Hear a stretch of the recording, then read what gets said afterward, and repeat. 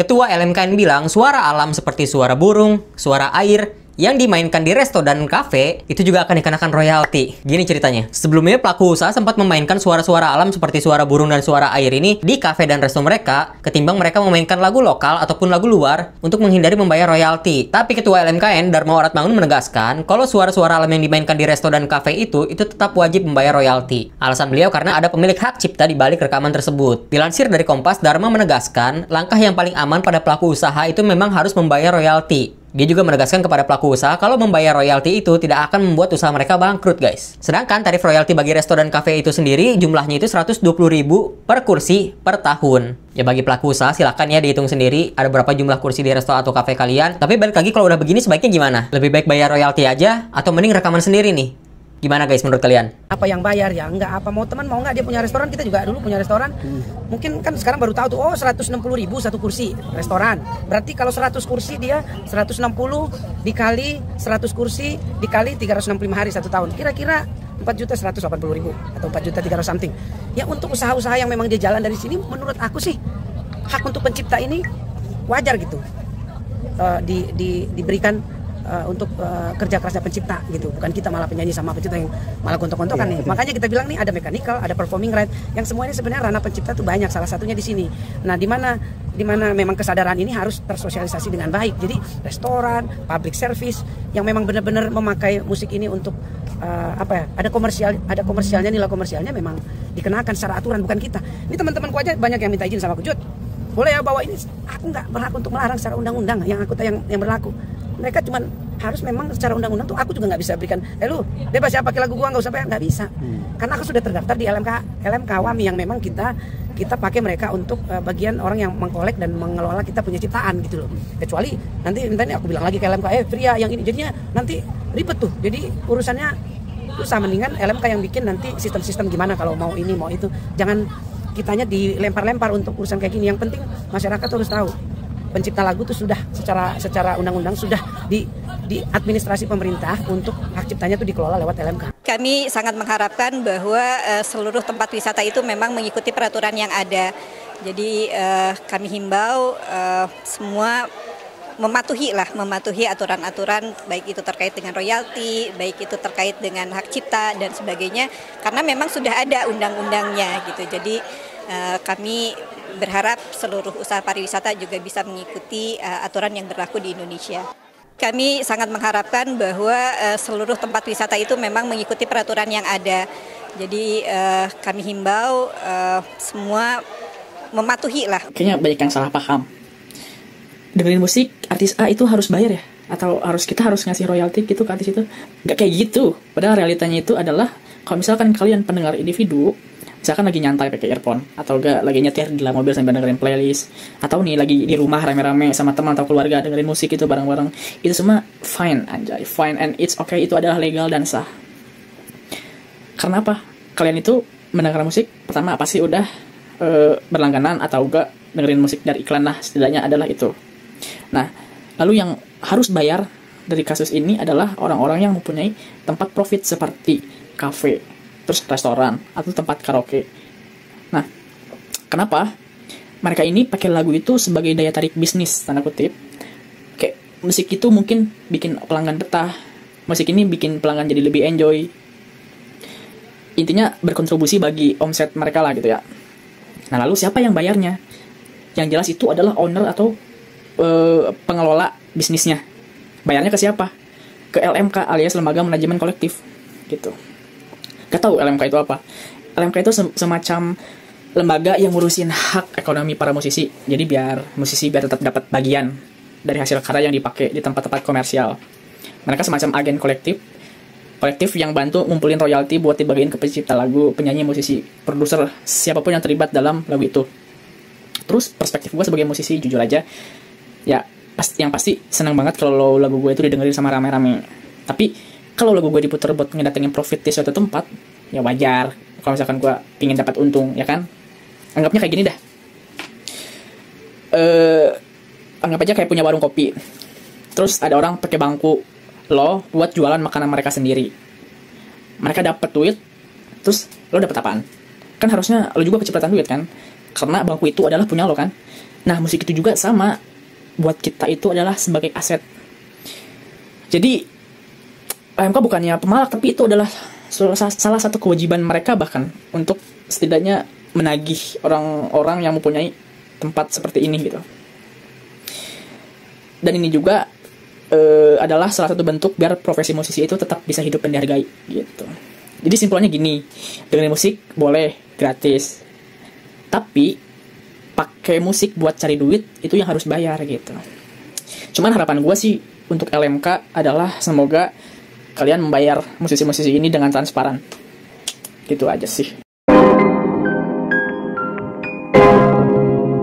Yo guys, balik lagi tentunya bersama saya Uki Kelvin. Nah, ini masuk lagi ke segmen baru, segmen tentang LMKN, tegaskan suara burung dan alam di restoran. Nah, ini akan tetap ya wajib bayar royalti kaitannya gitu. Hah? Suara alam, terus nanti burung gitu, kita punya burung sendiri ngerekam gitu, terus kita kena royalti guys. Nah, ini gimana ini maksudnya ya? MKN ini seperti kasus PPATK ya, sepertinya pemerintah lagi butuh duit atau gimana ini guys ya.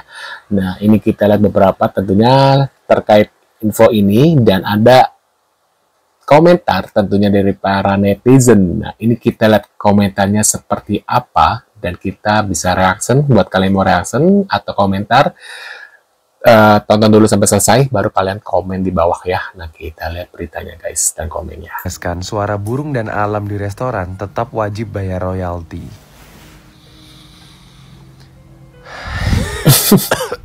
Oke lah, kalau lagu barat, lagu Indo, lagu siapapun, make sense gitu, ada artisnya. Kita bayar ke artisnya karena itu karya dia, itu effort dia, usaha dia. Makanya kita kalau bikin cover di YouTube pun, walaupun pakai suara kita, tapi kalau instrumentalnya mereka atau lagunya mereka, itu pasti auto kena copyright. Itu wajar, iya. Karena kita pakai karyanya mereka untuk keuntungan pribadi kan, keperluan komersil, buka kafe, buka resto, video cover, konten, manggung di kafe segala macam, emang harusnya bayar royalti, aku setuju. Tapi kalau suara burung, suara burung, memang sih ada orang yang mungkin pergi ke hutan atau pergi ke mana, ke gunung, terus dia ngerekam tuh ada suara burung nyanyi atau burung berkicau. Ya kita bayarnya ke orang itu kan, dia yang ngerekamin itu. Tapi nih kalau aku jadi burung ya, nggak terima aku. Loh bang, enak banget tuh bang, orang gue yang berkicau lu yang dibayar. Lu nggak ada tuh izin-izin ke gue upload suara gue yang berkicau-kicau di pos-pos di sana, terus dipakai sama orang-orang, bayarnya ke lu. Gue nggak dapat apa-apa, kasih cacing juga kagak. Iya dong, enak banget. Orang ke gunung atau kemana tinggal modal HP atau modal mic, terus burungnya cici. Udah di looping misalnya 1 jam gitu, dikasih backsound suara air. Itu pun juga dia tinggal gini doang ke air terjun atau ke sungai. Itu harusnya bayar kemana tuh, ayo? Suara sungai bayar kemana royaltinya? Ada-ada aja cuy dunia ini. Aneh banget ya. Kebijakan sekarang benar-benar kacau banget ya. Terkait kemarin juga PPATK, terus ada kebijakan-kebijakan kayak misalnya nih orang yang belum menikah ya di atas 25 tahun bakal diambil disita katanya gitu guys ya. Waduh, itu juga ada berita seperti itu. Waduh, ini emang kenapa ini kebijakan sekarang makin aneh. Oke, di Lip Koma TikTok sudah tidak diperbolehkan lagi karena peraturan undang-undang hak cipta. Nah, ini wajar karena karaoke ya jualan ya. Kalau misalnya yang cover lagu gitu-gitu sih wajar gitu ya. Nah, ini kita lihat komentarnya ya. Misalkan ya disclaimer, misalkan ke depannya gitu kita sudah tidak boleh nyanyi-nyanyi lagi TikTok. Nah, lu harus belajar dari sekarang bro, yang sering gue bilang, upload PT sesering mungkin, ya mudah-mudahan banyak yang FYP. Karena kalau PT banyak yang FYP bro, bukan hal tidak mungkin affiliate kita ada penjualan. Sama gue juga lagi belajar affiliate nih bro, lagi belajar affiliate. Terus kedua bro, zaman dulu bro, sebelum ada medsos, endorse itu hanya artis-artis yang sering muncul di TV aja bro. Yang sering muncul di TV itu bisa dapat endorse. Tapi sekarang beda bro. Di medsos ini bro, kalau PT kita sering-sering FYP bro, bukan hal yang tidak mungkin orang seperti kita bisa dapat endorse gitu bro. Nah, ini menjaga kemungkinan kedepannya ya. Kedepannya misalkan TikTok sudah tidak bisa nyanyi-nyanyi lagi karena peraturan undang-undang. Nah, lu atau gue udah punya batu loncatan nih, udah persiapan ke depannya. Nah, belajar dari sekarang bro, upload PT yang menarik. Ini terkhusus untuk akun lu untuk berkembang, untuk usaha. Dan jangan hanya berkembang aja bro, harus berbuah gitu, harus menghasilkan. Karena kalau baru kembang aja tuh, kembang bisa rontok bro, bisa rontok lagi bro. Tetap semangat bro ya buat akun-akun yang lagi serius, yang lagi berjuang. Benar juga sih. Sukses bersama bro. Benar pendapat Mbak ngomong ini. Emang bikin kocak. Lama-lama ya di sini tuh, aduh, ampun guys ya. Oke, pertama-tama teman-teman pastikan suara alam, suara burung, suara hutan atau suara jangkrik apapun, pastikan itu non copyright ya kalau kalian mau pakai di tempat usaha kalian. Kedua ya, nih kepada Bapak LMKN dan semua bapak-bapak lain deh yang megang-megang peraturan, please, lu ya kalau misalnya mau ngasih sebuah peraturan, ya kasih dulu nih solusinya dulu ya. Jadi mereka tuh, Jadi ya, bapak-bapak, ibu-ibu ya, kan nggak semua masyarakat tahu baca semua peraturan yang ada di Indonesia ini ya. Nggak semua pak, nggak semua. Satu, kedua ya, anggap aja semuanya masih pada bayi. Jadi bapak sebelum menetapkan peraturan diingetin lagi nih, halo para pengusaha ya, ini ada ketentuan sebenarnya udah lama loh, tapi nggak apa-apa ya, yuk kita mulai lagi dari awal, kita sosialisasi lagi. Sebenarnya ada cara mudah untuk bapak dan ibu bisa memakai lagu-lagu yang bapak ibu sukai dengan cara membayar royalti yang cukup mudah saja kok, Rp120.000 per bangku selama setahun. Setelah itu, Bapak Ibu tidak perlu memikirkan lagi mengenai royalti ini. Baru dibikin peraturannya yang ketat. Jangan dibikin dar-dar dulu. Jangan menggunakan lagu ini. Tiba-tiba ada yang dipidana, tiba-tiba apa. Apa sih? Aduh gak tau deh guys. Migren. Benar, pendapat sama Mbak ini ya, harusnya disosialisasi dulu karena nggak semua orang tahu aturan di Indonesia gitu ya. Jangan main di penjara dulu ya. Waduh, menurut pendapat kalian gimana terkait info ini guys? Ketua LMKN ya, Suara Alam tetap harus bayar royalti. Aku bingung banget sih ini. Kalau misalnya lagu Dewa, lagu Salon Seven atau apapun itu, hak cipta itu wajar karena kan itu ciptaan orang ya, lagu gitu ya, karena menciptakan lagu kan susah. Nah ini suara alam, ini bener-bener aneh menurut aku ya guys ya, atau suara burung gitu di royalti. Waduh, menurut kalian gimana nih terkait info ini?